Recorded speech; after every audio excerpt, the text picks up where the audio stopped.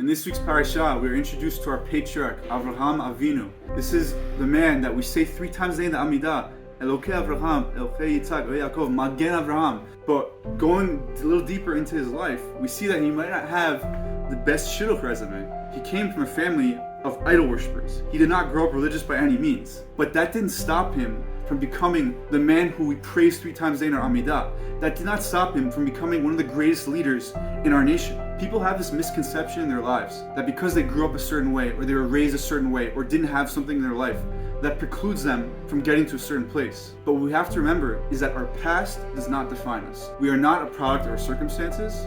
We are a product of our goals and our aspirations. Even someone who came from the farthest place of Judaism was able to build himself into the greatest icon of our nation. This is Avraham Avinu. One might assume that he was born a tzaddik, a righteous person from birth, but he came from the lowest of the low. He came from idol worshippers, yet he still found his way to get to the top. All that stuff that happened before, it was all just baggage. It was all just stuff that made the story even better. It's the farther you come, the greater your story is, and Hashem appreciates that. We shouldn't think in our minds that because, I didn't go to yeshiva, I can't learn Gemara.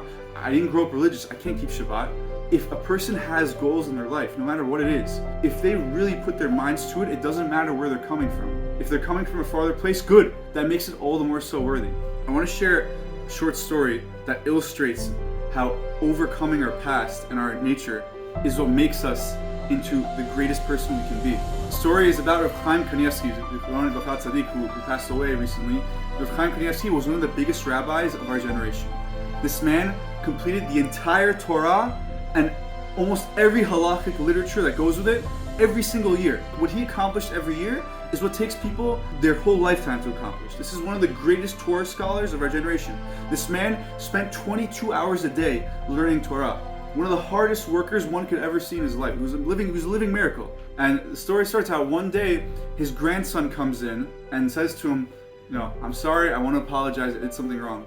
And Rav Chaim is like, it's okay, I forgive you, what did you do? And he says, I brought your notes that you wrote to a graphologist. And a graphologist is basically somebody who analyzes handwriting and is able to discern certain characteristics and traits about that person, not even looking at them. So he says, I brought your work to a graphologist, I'm sorry, I shouldn't have done that. And Rav Chaim is like, it's okay, it's fine, I completely forgive you. But just out of curiosity, what did he say?